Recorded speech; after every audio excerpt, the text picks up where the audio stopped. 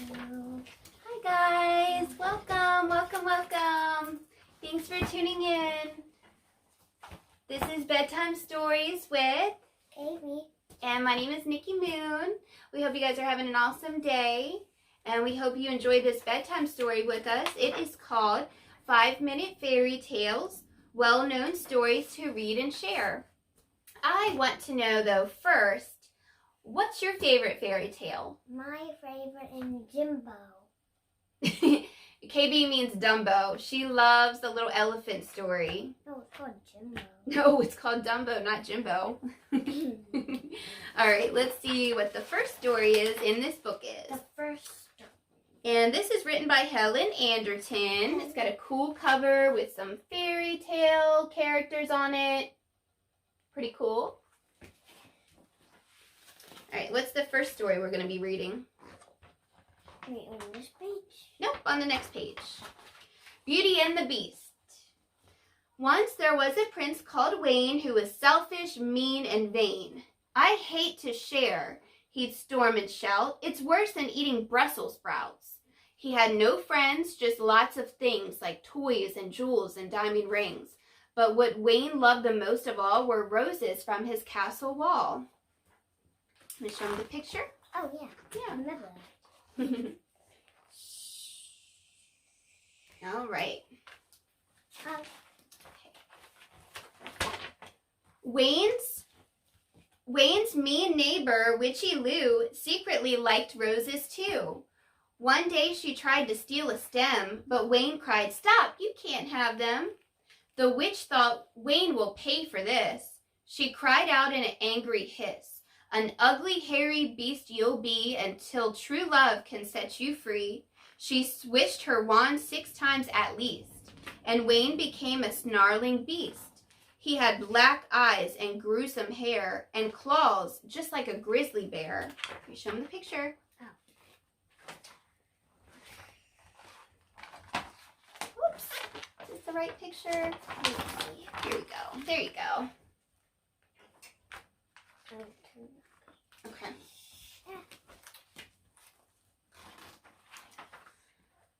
From that day on, life wasn't easy. The sight of Wayne made people queasy. He soon forgot the witch's spell and gave up on true love as well. Some years passed till one cold day a girl called Beauty passed that way. Her hair was tied back in a plait beneath her favorite woolen hat. She saw the roses pink and red. "I think I'll pick one," Beauty said. But just as Beauty plucked a rose, the beast jumped out and Beauty froze. Can I see that? There. All right, let's see. I'm gonna take a peek. We have to kind of hurry because there's a lot of stories on this one. All right. "Leave my roses be," Beast cried. "Please don't eat me," she replied. Said Beast, "You took a rose for free. To pay me back, stay here with me." The girl decided to be brave. The beast looked fairly well behaved, so she followed Beast inside. But what a sight that met her eyes.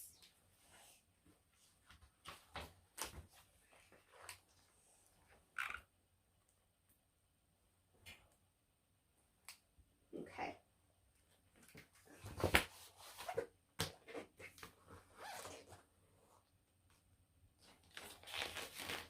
I'll help you. In the hall, the walls were ripped. The wooden floors were stained and chipped. Beast looked sadly at his paws. "I rip everything with these claws." "Poor Beast, I'll help you," Beauty cried, and went to find 2 sticks outside. She pulled her woolen hat to bits, and then the girl began to knit. All right, let Mommy turn the pages. It's a little faster. Soon Beauty joined the Beast downstairs. She said, "I've solved your rips and tears." She gently picked up Beast's 4 paws and put a mitten on each claw. Beast was thrilled. He ran around gently patting on the ground. Nothing scratched or ripped straight through. His paws were safe and toasty too. Let's show him. And the the two have like, I'll do that at school, like two, sometimes have two zeros in it. If it had two. Two O's, yeah. Two O's and two. It's the same of one zero though. He plucked some roses off the wall and said to Beauty, "Have them all." With a shock, young Beauty knew she loved him and he loved her too. In a flash and with a boom, the handsome prince was in the room. Love had broken Lou's cruel spell and cured Wayne's selfishness as well. Well, that's good. Now them could be friends. Happily ever after. And them can be friends. Yeah. The next short fairy tale is Cinderella. Once a girl called Cinderella was locked up in a gloomy cellar by Eve and Val, her jealous sisters. Next to her, they looked like blisters. Then one day an invitation was sent to each home in the nation. Prince Billy is looking to be wed. Come to the royal ball, it said. What? Why that pink I was looking at? That's one of the mean stepsisters of Cinderella. She got the invitation. "Huzzah!"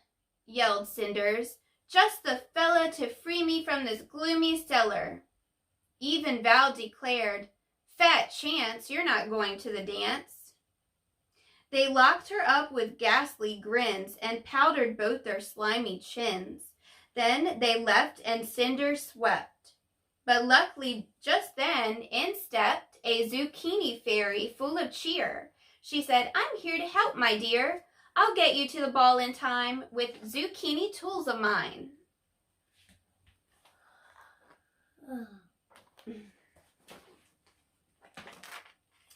She brought one out, quite long and green. It turned into a limousine. Soon Cinders had a brand new dress and 2 shoes made of glass, no less. At midnight, said the fairy, "Flea or a zucchini you will be." So Cinders left in her new ride with bright green soggy seats inside.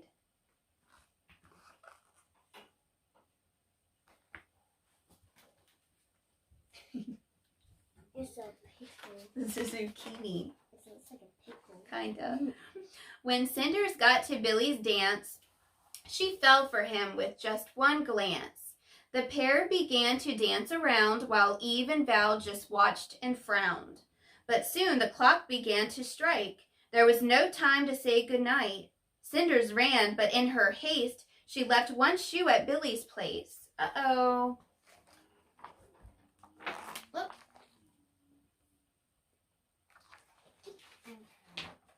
Okay. Billy vowed, "I'll search for you, the girl who fits this tiny shoe." But though the prince went far and wide, no girl could get her foot inside. Some tried tape and some tried glue. Some got angry at the shoe. Some greased up their feet with soap. One even tied her toes with rope. Oh my goodness. Just to try to fit in that shoe. It's not hers. It's not their shoe. What's up the queen? Soon Billy got to Cinder's door, but she was locked downstairs once more. Eve and Val were there instead. "Try this shoe," Prince Billy said. They each took turns trying and yelling, "It fits! It fits! Ignore the swelling." "Does no one else live here?" asked Billy. They shook their heads. "No, don't be silly."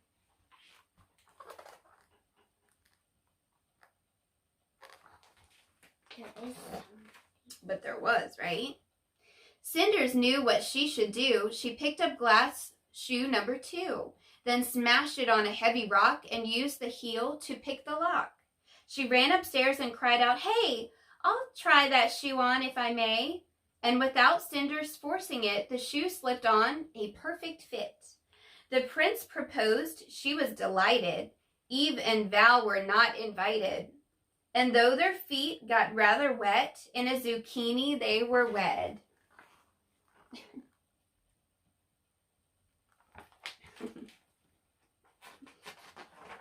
The next fairy tale is Hansel and Gretel.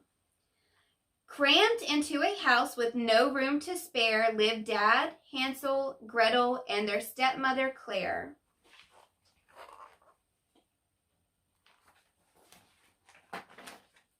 One day, Claire told Dad what she would do. I'll go to the woods and get rid of those two. She marched to the woods with the children behind, but Gretel left breadcrumbs for them to find.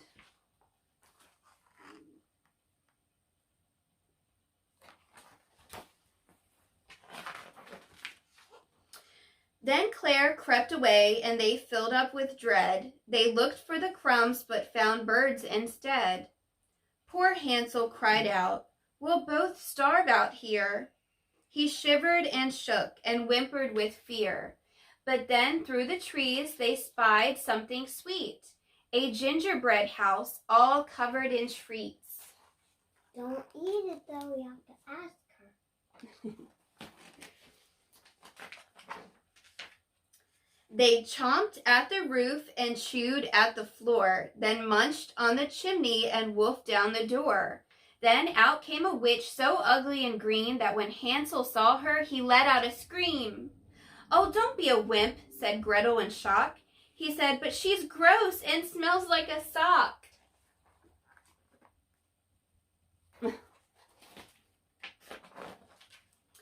"You've ruined my house," said the witch, feeling sad.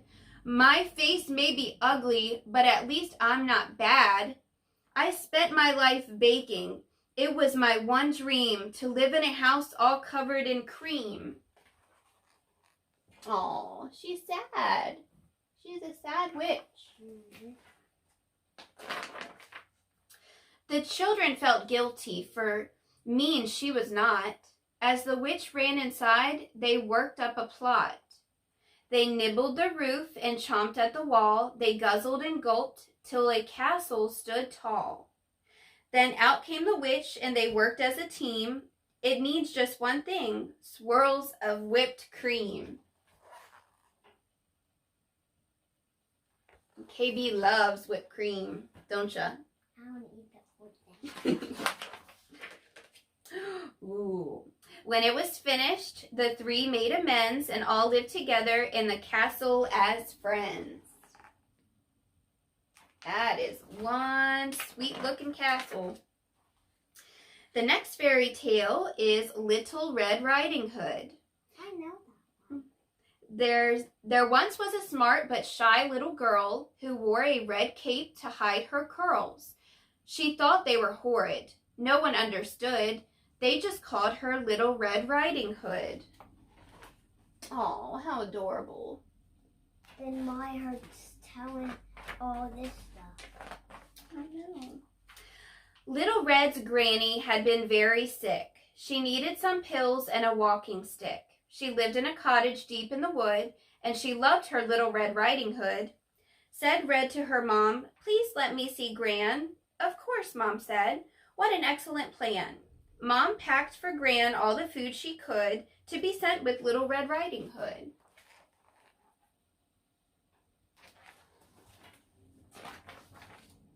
Little Red's mom said, "Beware how you go. Don't speak to strangers and don't dawdle so."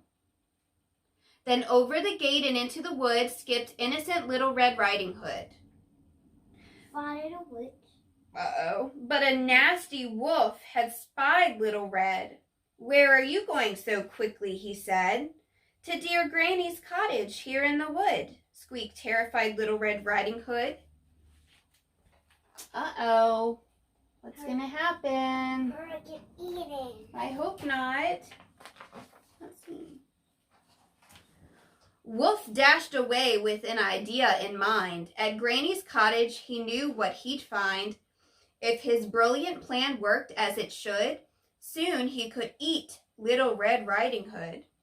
On tiptoes, Wolf crept to Granny's front door and went right in, hearing Granny's loud snore. He swallowed her whole because he could, then waited for Little Red Riding Hood. It's a mean old wolf. Very mean, huh? Mm-hmm. And I was running first and saw him here. Mm-hmm. Red rang the bell when she reached Granny's home. "Come in, dear," she heard in Wolf's growly tone. "Why, Granny, your eyes look bigger," Red cried. "The better to see you with," Wolf cried. "And Granny, your ears look bigger and black." "The better to hear you with," Wolf said back. "And Granny, your teeth look much bigger too," roared Wolf. "All the better for me to eat you." KB is not amazed by my antics tonight. What is it? But it wasn't scary enough. Oh, it wasn't scary enough for her, she said. Wolf gobbled Red and his belly grew round. Meanwhile, a woodsman had tracked the wolf down. He sliced the wolf open. There Granny stood, and with her was Little Red Riding Hood.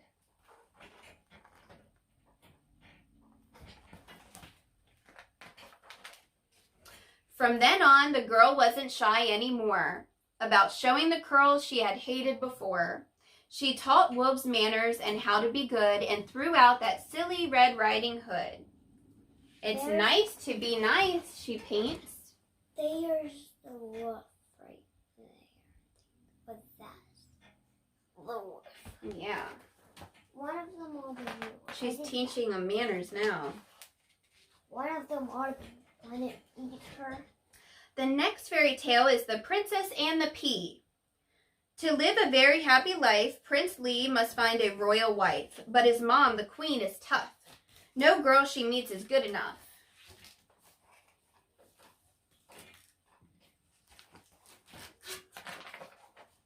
Each day, the queen goes out to see if she can find a match for Lee. A girl must pass 100 tests to prove that she's a true princess. This girl has chewed off her fingernails. This one doesn't sing, she wails. This girl hasn't brushed her teeth. Goodness me, what smelly feet. Ew. Ew. Smelly teeth and smelly feet. Ew, Rhymes. smelly teeth and smelly It feet. rhymes. It does. "We need a princess," says the queen, "who's pretty, fragile, sweet, and clean." The princess says, "Yes, Mom, I agree. These girls aren't good enough for me." That night, the pair get quite a shock when from the door they hear a knock. They peep out through the window pane and see a princess in the rain. Oh, what's the princess doing in the rain? Mom, you said it too.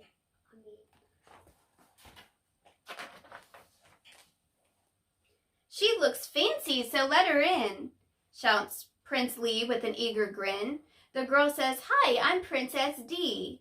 Would you spare a bed for me?" The prince shouts, "Yes." He's very keen. The queen says, "All right, she looks clean. Let's put her through a few quick tests to prove that she's a true princess." All dried out, the girl looks great. She has good manners, sits up straight. Each song she sings is such a treat. She even has nice smelling feet.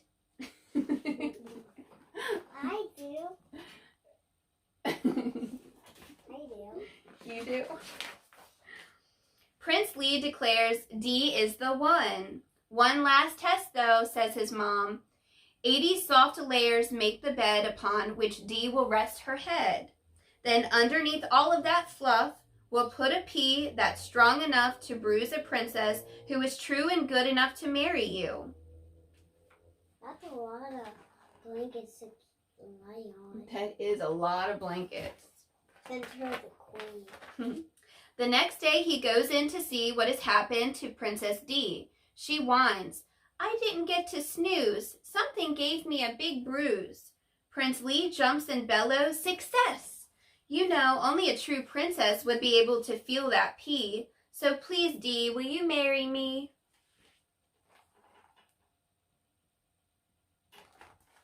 What kind of weird test is that? The queen is glad. She jumps with joy. "I found a princess for my boy." And with the pea on royal display, the pair get married right away.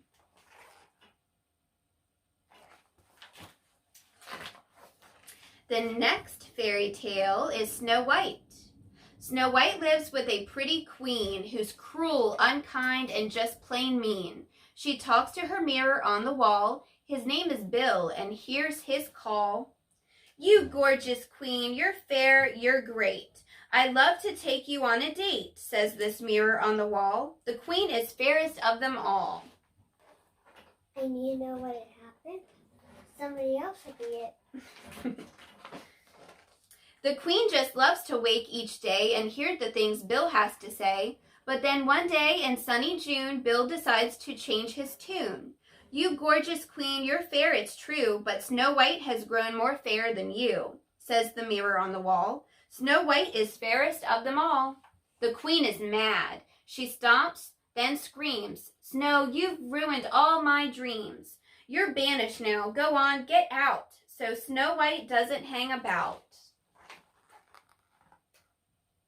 Aww.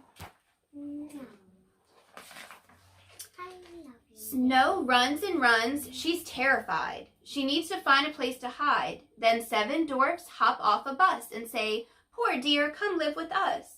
Those dwarfs are such a happy bunch. They let Snow stay and feed her lunch. She tries to make their home look nice. She keeps it clean and free of mice. That's good. Nobody likes mice in their homes, right? Yep. I see my shadow. Mm-hmm. Back home, the queen works up a plot and mixes poison in a pot. She dips in apples, big and red. When Snow White bites one, she'll be dead. Then, disguised in a cloak and hood, the queen finds Snow White in the wood. She gives her a red apple for lunch, and Snow falls down with the first crunch. I should get a bite on the other side. Yeah, it still had poison in it, though. The dwarfs decide to place Snow White inside a case and watch each night, so her fair face they can remember. But then things change, for in September, a prince sees Snow. What? Wow, what a girl! Hair like ebony, skin like pearls. I have to kiss her. Stand aside. One kiss and Snow opens her eyes.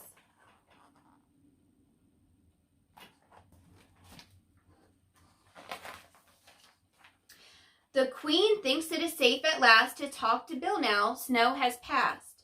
You gorgeous queen, you're fair, it's true, but Snow is still fairer than you. The queen replies, I know you're wrong. You must be broken. Snow is gone.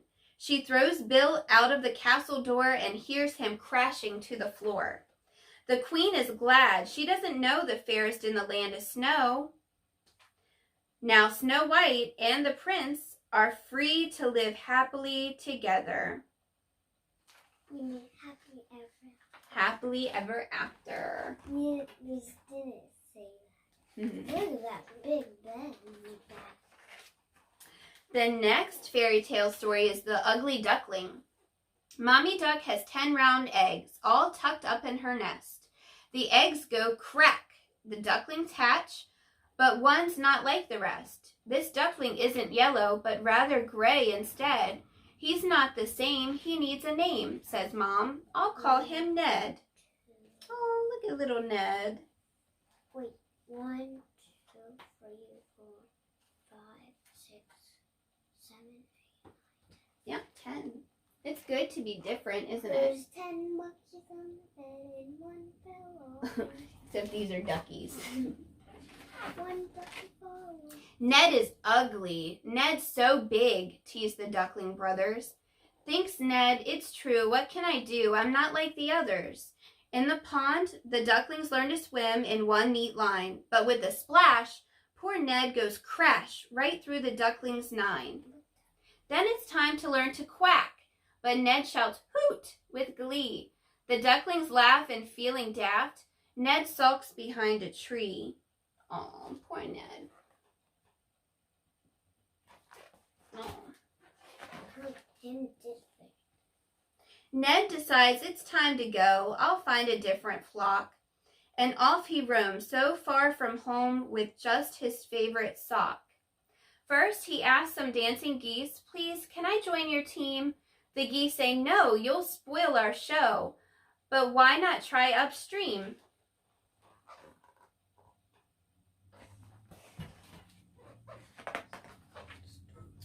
Then Ned asks a magpie pair, but on a sign they write, "No ducks allowed, and three's a crowd."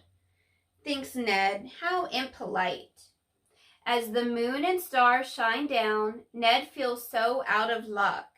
A tear he weeps before he sleeps. Poor Ned, the ugly duck.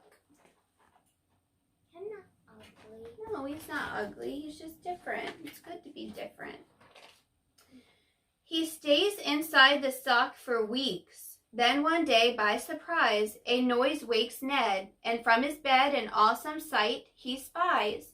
A group of birds so graceful with long white necks that bend. They welcome Ned with wings outspread and say, "Come, join us, friend."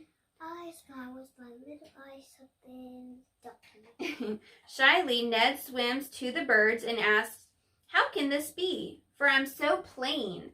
Please do explain. Just why would you pick me?" But they can't because him a duck. I mean, "Look at your reflection, Ned," call the birds together, and then he sees an orange beak, a neck so sleek, and beautiful white feathers. Ned's as happy as can be, with somewhere to belong. Says Ned, "I'm free just to be me. No duck, I'm Ned the Swan." So Ned turned into a beautiful swan. How did you like those fairy tales, KB? You didn't like them? Why not? Oh, she says some of them were sad. It's okay. They had happy endings. All right, guys. Well, thanks for tuning in and enjoying our bedtime story this evening. Tuning in to our channel. I saw you saying, KB she's a crazy mess this evening. What would you like to say to them? Tell them. She says, "Thank you for watching." And next time, maybe listen more. Maybe listen more. You? Maybe she'll listen more next time. No, you guys. All right, guys. If you like the story, don't forget to like, subscribe, hit the notification bell so you can be notified on all of our great stories that we'd like to share with you. Yeah, Have sweet dreams, and we'll see you the next time. Bye. Bye, guys.